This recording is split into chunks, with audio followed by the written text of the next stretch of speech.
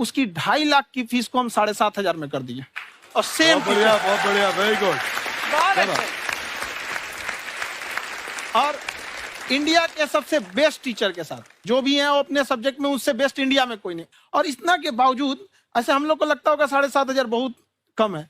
एक लड़की ने कहा कि सर शाम वाले बैच को ना मॉर्निंग में कर दीजिए। हम कहे बाबू तो इतना सबके इंडिविजुअल से तो बैच ट्रांसफर नहीं है, क्या प्रॉब्लम है?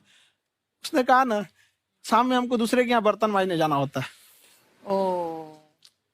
तो हम लोग को लगता है कि जितना ये तकलीफ इससे कई गुना जाते हैं। और कई बार तो ऐसा लगता है कि वो भी ना ले। एक लड़का बेचारा नदी से बालू निकालता था और वो बालू को भरता था, फिर नाव बालू को किनारे लेके बेचती थी और वो बालू भरता था, उससे मेरी फीस ले आया। हमारा हाथ कांप गया, हम कैसे फीस ले लेंगे यहाँ पर। बहुत बढ़िया। उसी दिन हमने ये प्रण लिया था कि भारत का कोई भी बच्चा उसके सफलता में पैसा उसकी बाधा नहीं बनेगी, चाहे उसको जितना भी पढ़ना रहे यहाँ पर। क्या बात। और अर्चना जी, मैं इनके बारे में एक बात, खान सर आपके बारे में मैं एक बात कहना चाहता हूँ। इनका जो स्टार्टअप है ये बूटस्ट्रैप्ड है। अच्छा। मैं साधारण भाषा में बता देता हूँ, ये सेल्फ फंडेड है। इन्होंने अभी तक किसी और से पैसा नहीं लिया है। ये इन्वेस्टर के पैसे से नहीं, इन्होंने खुद इसको बिल्ड किया है। और बल्कि इतना स्ट्रॉन्ग स्टार्टअप है ये कि मैं कहूंगा कि अगर इन्वेस्टर्स को इन्वेस्ट करना हो तो मैं इंडोर्स करता हूँ ऐसे स्टार्टअप्स को। यही सब चीजों को देखते हुए कई लोगों ने धमकी भी दिया था वहां पर। अच्छा। और उसके बाद बम चला दिए और 7-8 बम चला दिए और कुछ ब्लास्ट हुआ। एक बेचारा नया लड़का आया था एडमिशन लेने के लिए, उसकी स्कूटी उड़ा दिया। वो आया था, कहा कि सर हम तो पढ़ने आए थे, हमारा स्कूटी उड़ गया। तो हमारी ऑफिस उड़ा दिए सब। एक तो पास में आके गिरा और नहीं फटा वो।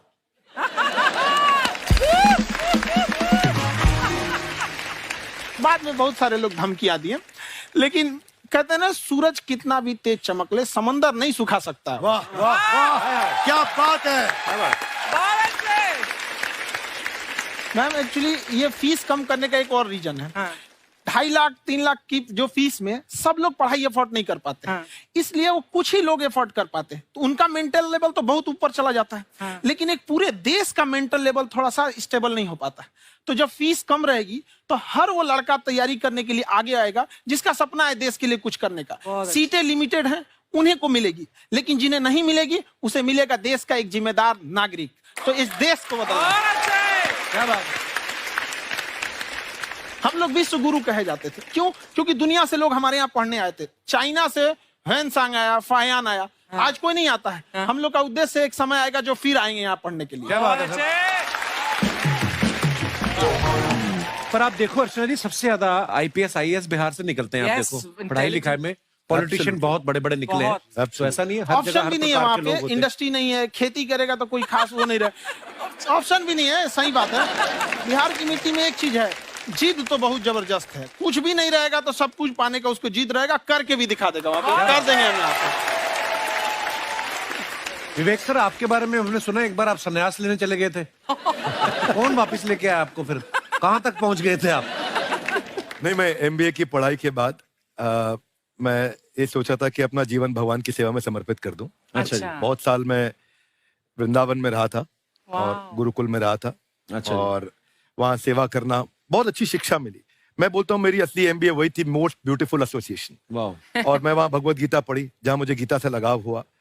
तो मेरे गुरुजी का आदेश था कि आप भगवत गीता को बिजनेस मैनेजमेंट के साथ जोड़ के देश दुनिया में बताओ। मेरे को लगा बड़ा मुश्किल काम है। मैंने बाद में देखा कि डॉक्टर स्टीफन कॉवी, जिनकी किताब है 7 habits of highly effective people, आप सबने पढ़ी होगी, उन्होंने बोला मैंने 7 हैबिट भगवत गीता से लिए। और हमारे देश के लोग ऐसे हैं जो मेरी किताब पढ़ते हैं, जो कि 3.5 मिलियन कॉपीज बिक चुकी हैं, और भारत में भगवत गीता नहीं पढ़ते। तो मुझे लगा कि मैं गीता विद मैनेजमेंट के ऊपर आकर के बातचीत करूं। मुझे लगा बहुत कठिन होगा, पर मेरे गुरुजी का आदेश था कि कठिनाई आपको तभी तक दिखेगी जब कठिनाई को देखोगे। तो एक छोटा उन्होंने मुझे बताया, पूछा कि इस कमरे में लाल रंग कितनी जगह है, देखो आप भी एक बार जरा देख के बताओ। 7-8 जगह लाल रंग दिख रहा है यहाँ पे आपको? 1 ये 2, वो लाल रंग टी शर्ट पे 3 4 5, ये लाल हो गया 6, उधर लाल हो गया 7, एप्पल लाल, बिल्कुल ठीक 7। पर जब आप लाल रंग ढूंढ रहे थे तो क्या आपको हरा रंग दिख रहा था? Yes no? नहीं। जब आप लाल रंग ढूंढ रहे थे तो क्या आपको काला रंग दिख रहा था? Yes no? नहीं। नो। जिंदगी भी ऐसी है, जो ढूंढोगे वही मिलेगा, बाकी कुछ नहीं मिलेगा। तो उन्होंने कहा कि आप इसी सोल्यूशन पे फोकस करो और गीता के मैसेज को पहुंचाओ। तो मैं बिजनेस मैनेजमेंट के प्रोग्राम्स कॉर्पोरेट्स में करने शुरू किए, क्योंकि गीता पहला मोटिवेशनल सेमिनार जो पृथ्वी के इतिहास में कपिल जी हुआ, वो कृष्ण ने दिया था। पहले मोटिवेशनल स्पीकर इस पृथ्वी के इतिहास के कृष्ण थे, जिन्होंने अर्जुन को रणभूमि में मोटिवेट किया था।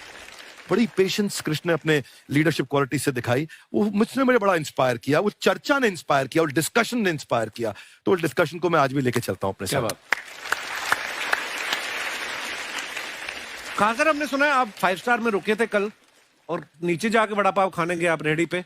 एक्चुअली क्या है ना कि वहां जो चीजें सीखने को मिलती है ना, खाली पेट और खाली जेब इंसान को जो सिखाते हैं वो किसी यूनिवर्सिटी कॉलेज में नहीं सिखाया जाता है।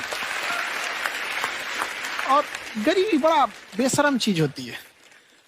तो कहते हैं कि मौत भी तू जल्दी आया कर गरीब के घर में, कफन का पैसा भी खर्च होता है दवाइयां खरीदते खरीदते। हाय हाय हाय, क्या बात है। और खान सर की खासियत ये है कि जिसको तो पढ़ना है, जिसको एजुकेशन चाहिए, वो तो इनका वीडियो देखते हैं।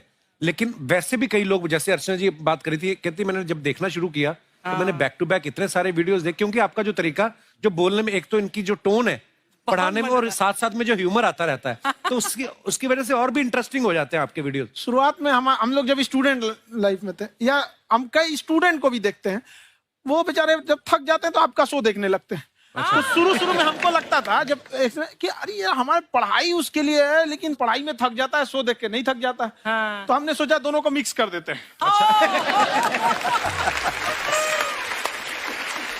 तो हमने उसको, और आज आपको पता नहीं हमने भी यही किया है। मिक्स करने। हमारे एजुकेशन सिस्टम में 2 कमी है। हाँ। एक एजुकेशन की, दूसरा सिस्टम की। आप पटना से हैं ना? हाँ।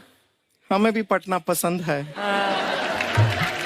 बस कोई पटाने वाला चाहिए। नहीं, मजाक नहीं कर रहे हैं। आपका जो चैनल है, हम दिन में 10 बार आपके चैनल को सब्सक्राइब करते हैं। अरे हाँ, और बेल आइकन तो हम इतना जोर से दबाते हैं कि बाकी यूट्यूब वाले बाहर निकल के देखते हैं कि ये कौन है जिसने इनका चैनल इतना जोर से दबा दिया बेल आइकन। ये तो शर्म नहीं आती है, आते फ्लर्ट शुरू कर दिया ना तूने। तो जाते हुए करते हैं क्या? विवेक जी नमस्ते। आपसे काम था छोटा सा, कर देंगे आप? ये क्यों करेंगे? नहीं, गुरुजी हमेशा अपने वीडियो में कहते हैं कि विवेक से काम लो, विवेक से काम लो। विवेक मतलब दिमाग से काम लो आप। हाँ, तो विवेक जी अपने दिमाग से ही काम लेंगे। बहुत दिमाग है उनके पास। ये देखिए, जो आदमी, आपको मैं बताइए, जो आदमी बिना फिल्म किए कपिल शर्मा शो में आ गया, कितना दिमाग होगा उसके पास। लेकिन एक बात है जिसकी वजह से हम आप तीनों से नाराज हैं। क्यों? क्या बात? हर चीज में मोटिवेट मोटिवेट मोटिवेट क्या होता है? सच कह रहा है, जब भी ये शब्द सुनते हैं हमें लगता है कोई हमें चिढ़ा रहा है। बदल दीजिए ना, खाली मोटिवेट बोलना ही क्यों जरूरी है? कुछ और कीजिए। रोटी वेट, छोटी वेट, पतली वेट, कुछ भी बोलिए, मोटिवेट हटाइए। तो गुड़िया तू भी एक्सरसाइज किया कर ना, देख डॉक्टर साहब ने कितना वजन कम किया है, तू भी कर ले। ठीक है, फिर मोटिवेट से ही चला लेंगे। लेकिन मोटिवेशन कोई बुरा बात नहीं है। हमारे दादाजी भी वैसे बहुत मोटिवेट करते थे। हाँ, एक बार तो तालाब में डूब रहे थे हमारे दादाजी। हाँ। हमारे पास रस्सी भी था, ट्यूब भी था, फिर भी हम अपने दादाजी को बचा नहीं पाए। क्यों? क्योंकि हमने उनकी ओर तिनका फेंका ना, वही कहते थे डूबते को तिनका का सहारा काफी।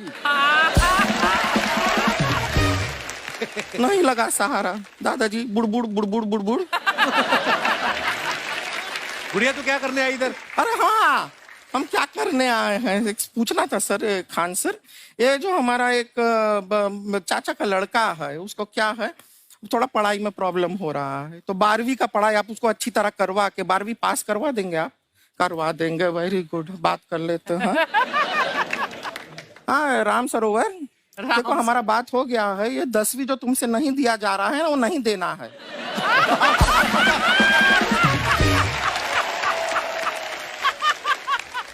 टेंशन नहीं है, 10वीं का खान सर से बात हुआ, ये सीधा 12वीं पढ़ा के पास कर देंगे। अरे ऐसे नहीं होता, पहले 10वीं पास करनी पड़ेगी, फिर 12वीं होगी ना।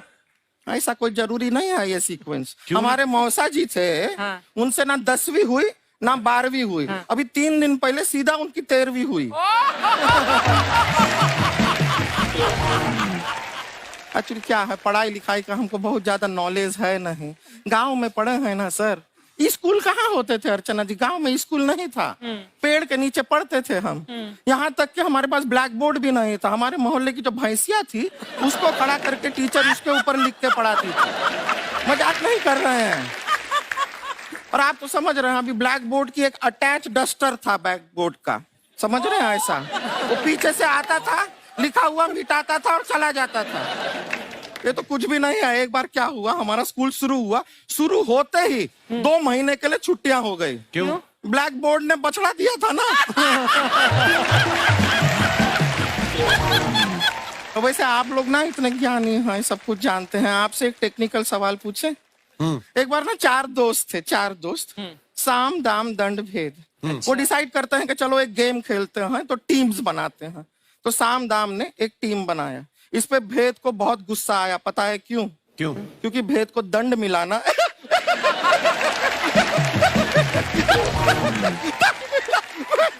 ये सिर्फ हंसती नहीं है सर, थोड़ा सा पेट्रोल पिला दो स्टार्ट भी हो जाती है।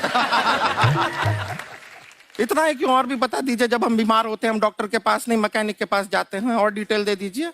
ऐसा कुछ नहीं है सर, ये बोलते हैं खाली। लेकिन अभी एक रिक्वेस्ट था सर, हमारा एक भाई है, पुरुषोत्तम नाम है उसका, वो गांव से आया हुआ है। आप लोग थोड़ा उससे सब बातचीत करेंगे, थोड़ा उसको प्रोत्साहन देंगे।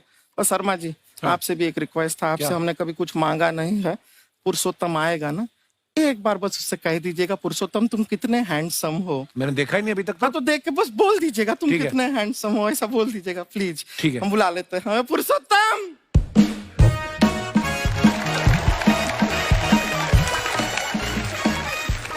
ये पुरुषोत्तम है। वाह, तेरा भाई बड़ा हैंडसम है।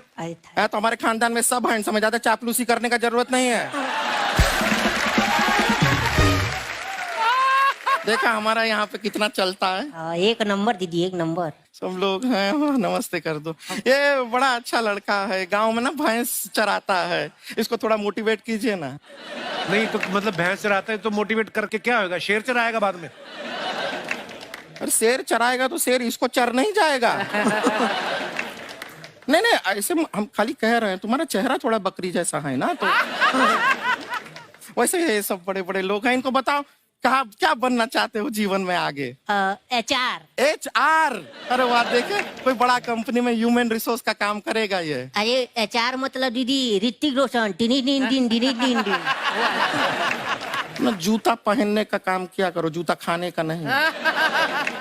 काम किया है, कुछ बड़ा किया है लाइफ में? किया ना दीदी, एक बकरी के बच्चे को बड़ा किया है। तो क्या जिराफ बना दिया बकरी के बच्चे को? अरे कुछ अलग किया है। हाँ दीदी, अलग किया है। वही बकरी का बच्चा भैंस का दूध पीने जा रहा है, तो हमने उसको अलग किया है। इससे नहीं होगा, मैं रहने दो, इधर आओ। ये देखो इतना बड़ा बड़ा लोग बैठा है, इनके सामने ऐसा बातें करोगे? इनसे मिलो, इनसे मिलो। विवेक जी तो कितना मार्केट के बारे में भी जानते हैं, मार्केट